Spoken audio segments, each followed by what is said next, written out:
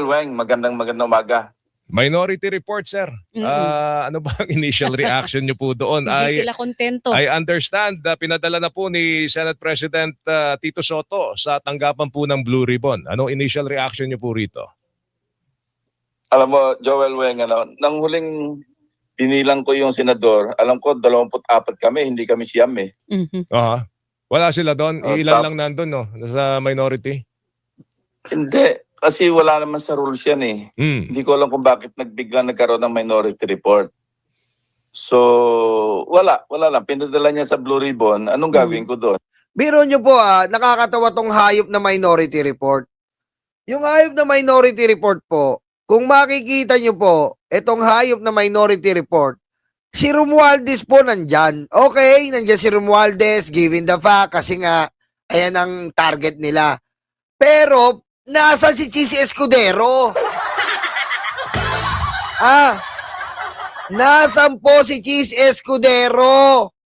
Siya ang may pakanang 142 billion. Nasaan?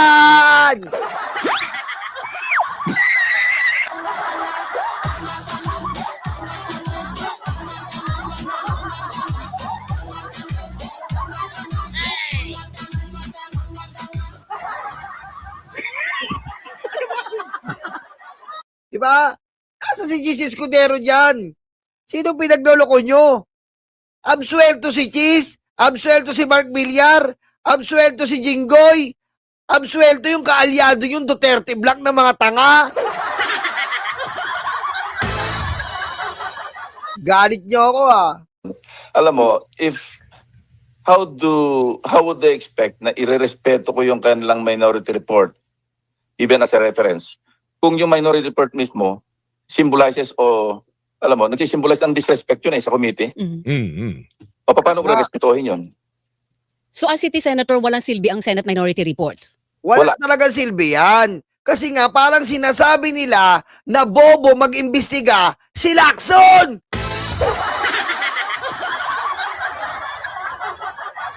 Tama, mali. Yan ang ibig sabihin niyang hayop na red ribbon minority report na pangtanga. Aray ko. Kasi wala naman sa rules at saka hindi naaayon. Meron kaming isa lang nga aming Blue Ribbon Committee. 17 members plus 3 ex officio. So yun ang question dito eh. I-expect pa nila na irerespeto ko, bibigyan ko ng respeto yung kanilang minority report. Samantalang yung minority report mismo, disrespect sa committee. Disrespect sa Senado. Kasi nga, hindi naman siyam lang yung senador eh. Na 6 yung nagpirma. 24 kami eh. At saka yung report, isa lang ang kikilalanin na committee report. Yes! Yung manggagaling sa Blue Ribbon Committee, iraroute sa mga members, lahat ng members. At pag ito'y sufficiente yung signatures, i-report out sa floor, magdidebate kami. Ang gagawin nila dapat, alam mo, matagal na rin sila mamabatas eh. Ewan ko bakit naisipan nila yan eh. Sabi nga Kung ni gusto nilang ipasok, kung gusto nila ipasok yung kanilang, yung gusto nila, sa amendments nila dadanin yun. Pag na-report out ko yung committee report, magkakaroon kami ng debate. Tama, magkakaroon ng amendments. Kundi ba naman bobo to si Marcoleta at si Baba? Baba ng Babalina!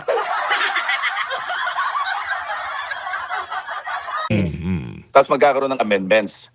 O kung ano yung gusto nilang ipasok na amendments, edi i-propose nila sa floor, sa plenary. Or pwedeng pag naglabas po kayo ng committee report, Senator, maglagay sila ng reservation doon. O kaya naman, hindi sila pipirma, Mag-dissent bilang sila. pagtutol, correct? Oo. Dissent lang, O kaya, with reservations, o kaya, will interpolate, lagyan nila. Ang observation ni Senate President Tito Soto pang media. Ganun din ba ang dating sa inyo nito? Tama. Yun lang naman ang purpose nila eh. Senator Inuna pa nga nilang ipakita sa media bago nila ipadala sa office ni Senate President na hindi nga tinanggap eh.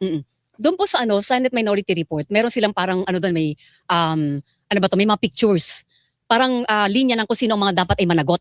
May pinupuntire doon si dating House Speaker. Nandun po sa picture si dating House Speaker Romualdez. May question mark doon sa kanyang ulunan. Ibig sabihin, may isa pang mas malaking tao sa kanya. above Romualdez na dapat daw pong managot. Una muna kong tanongin si Romualdez po ba ipapatawag pa rin sa Senate Blue Ribbon Committee or iimbitahan? Weng, hindi nga natin dapat pinag-uusapan yung laman ng minority report na yan kasi wala nga sa libro. Wala sa hulog.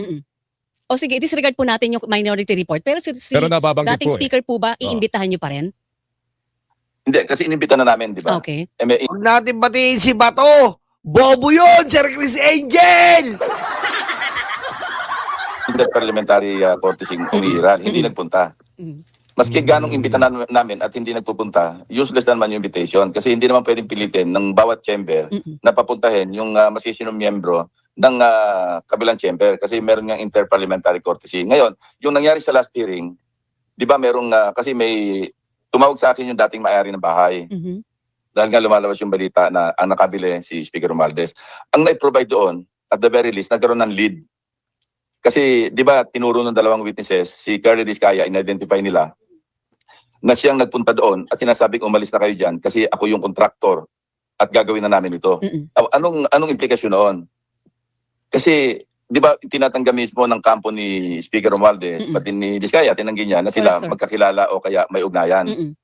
Kaya nga sinasabi ko, hindi naman enough yun to implicate, pero at least merong lead ngayon na bago, na merong ugnayan, si Discaya at saka si Speaker, former Mhm. Speaker. So yung Now, denial lang nung in-identify, Mm.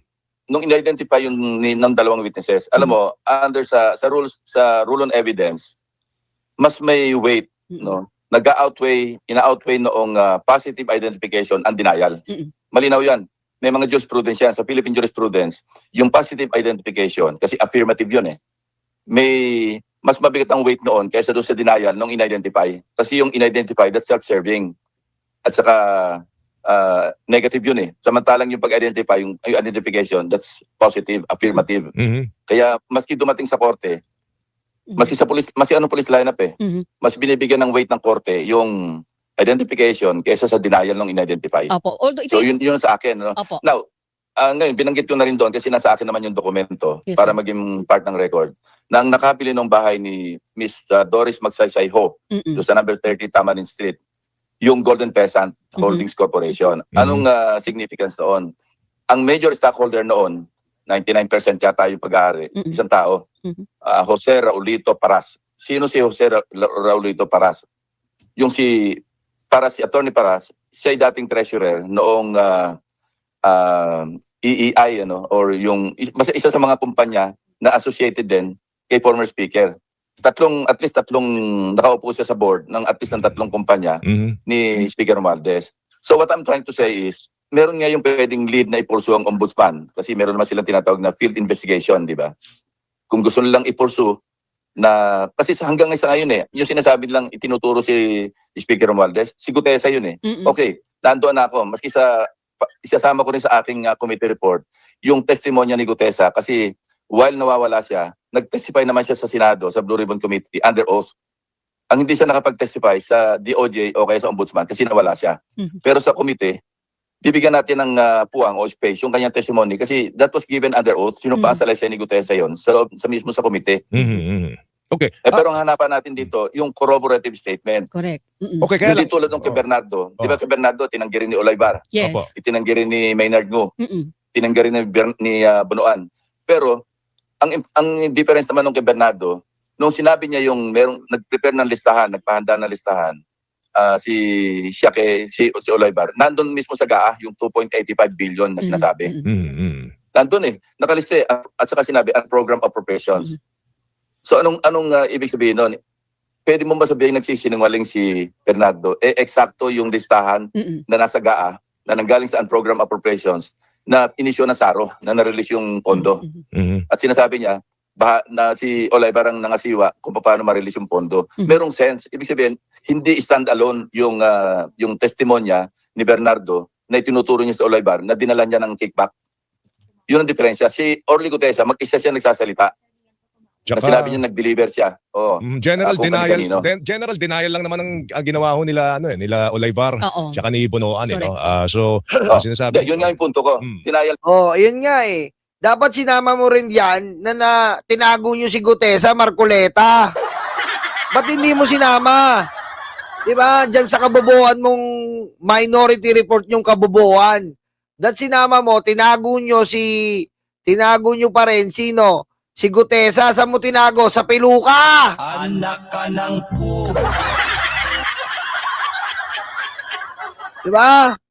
sila pero merong ibang independent na ebidensya, documentary at that, no? Mm. Na official documents na nasa GAA mismo, yun ang nagpapatotoo ng sinasabi ni Bernardo. Hindi yung basta nagturo siya and period. Walang ganon. Si Gutesa nagturo, hanggang doon lang nagturo. Wala naman siya na ipakitang ibang dokumento. Tama. Okay. Malaki diferensya. Pag pinag-usapan natin kasi kung ang pinag-usapan natin yung preliminary investigation, assuming na nagawa ko ng committee report, meron kaming gagawin mga recommendation. Aside from mga pieces of legislation, magre-recommenda kami kung sino yung tulad ng ginawa nila, no? Magre-recommenda kami kung sino yung mga pwedeng mapaila ng kaso o imbestigahan further dahil may mga ebidensya kami nakalap. Okay. With this development, yung Golden Peasant, umusbong na naman po yung pangalan na naman ni dating Speaker Romualdez. Would you reiterate your invitation kay Speaker Romualdez dahil may bagong development as far as Sa susunod na pagdinig, Opo. pwedeng gawin yun ng Senado. No? I-course namin yung invitation doon kay Speaker Boji na kung gusto niya magpunta, welcome siya magpaliwanag. Pero hindi naman pwedeng sabihin na kailangan magpunta siya kasi nga meron niyang interpellation. Ngayon, kaya magpunta, ang iniisip kong ipapuntahin susunod yung representative ng SEC para patutuhanan yung kung sino yung nasa board o mga incorporators ng Golden Pheasant hindi ito pheasant, PHEA yan Golden Pheasant. Okay. Yung parang ibon, yung ibon ng yung mountain bird. Opo. Pheasant. Pero yung mga Holdings yun. tagapagtaguyod po nung Golden Pheasant na yan, meron ba kayong Hindi, halos imbitahan isa sa lang kanila? may-ari Halos isa lang May may-ari. mga nakaupo sa board pero halos isa lang ang may-ari. Yung 99% ng shares na At hawak. ipapatawag din namin si Raulito kasi naipasok na rin yan sa record ng committee. Binasa ko kasi yung pinadalan kasi ako ni Miss Doris Magsaysayho ng kopya ng DOAS, hindi absolute sale. Naka-indicate doon na doon niya binenta. Sir, sa Kasi iyo nung una nga, ang lumalabas ng mga kwento, tatlo yung nakapagbalita sa akin na ang sinasabi, front si Diskaya. Kaya ako nga pinurso yan kasi kung front si Diskaya, mas paliwanag pa yung ugnayan ni Diskaya at saka ni Forum Speaker. Noong nakita ko yung deed of absolute sale, hindi si Diskaya. Pero noong sinabi sa akin ni Miss Doris Magsaysayho, sabi niya, wala akong personal knowledge, ibibigay ko lang sa inyo, Senator, yung kopya ng deed of absolute sale. At may balita nga ako na si Diskaya merong role. So nirefer niya sa akin yung kanyang tenant. Ang kanyang tenant, si Rico Ocampo. Okay. Yung si Rico Ocampo, nasa Amerika naman siya noong pinapalaya sila. Ang dalawang staff niya, yung pinresenta ko na nasa amin naman yung pangalan at nasa imbitasyon naman yon. Kaya lang nakiusap sila kung pwedeng magtakip kasi natatakot Opo. Kasi alam nila, mga powerful na mga tao yung kanilang kakaharapin. Kung pwede raw silang naka-mask at saka naka-cap, sabi ko, okay naman yan, ginagawa naman talaga yan. So pinayagan ko doon para i-identify nga nila. Kasi noong ang kwento nila, noong nagsimula na yung flood control hearing, napanood nila si Diskaya. Naalala nila kasi yun ang medyo pursigido na palayasin sila. Correct. Umalis na kayo dyan kasi gagawin na namin itong bahay. Although matindi Hindi naman nila alam na si Diskaya yun Pero noon nga nakita nila sa TV, napanood sa pagdinig, ayun. So yun, doon naman ako nirefer ni Mr. Rico Ocampo. Okay. Sinabi niya, ito yung dalawang staffers ko, sila magsasabi.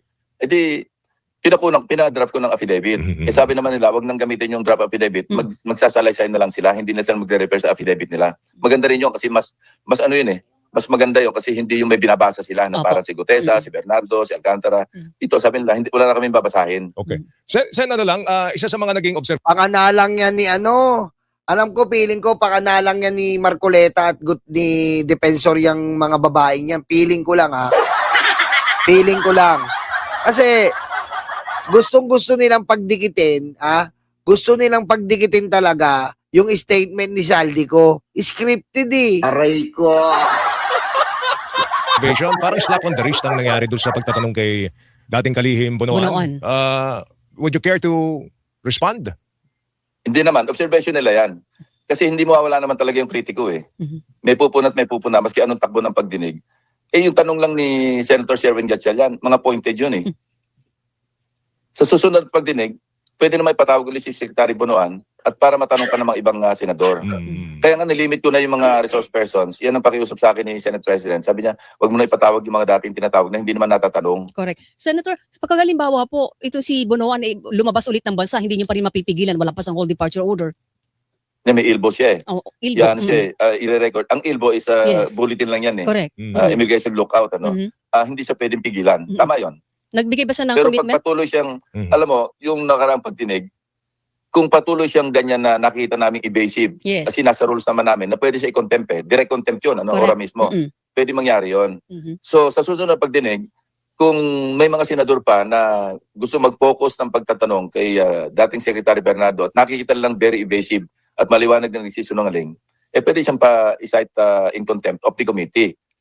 At Okay. pwede siyang ma-issue ng pakulong, hindi na-issue ng warrant, ipapakulong right there and then. Correct. Pwedeng mangyari yon. Mm-mm. Pero nakaraang pagdinig naman, nung mga tinatanong siya, meron naman siya mga paliwanag. Wala naman nakapansin sa mga senador na nagiging masyado siyang evasive. Evasive, oo. So hindi na, kasi collegial body kami, hindi naman Mm. pwedeng isa lang yung magsabing ikaw Ah. nagsisinungaling, kulong ka. Pinagbubutuhan nga yan eh. Mm-mm. Okay. Sige, Sen, habaan natin sa susunod. Ayan po ang sagot ni Lacson sa mga walang kwentang minority report. Kumbaga pantanga lang po yung minority report. Panggulo lang po yan. Panggulo ng mga inggitero na biro nyo po hindi po nakasaad dyan si Chis Escudero. Hindi po nakasaad dyan si Jingo Estrada. Hindi po nakasaad dyan si Joel Villanueva sa minority report. Ang tindi naman ang mukha nyo. Aray ko. Di ba?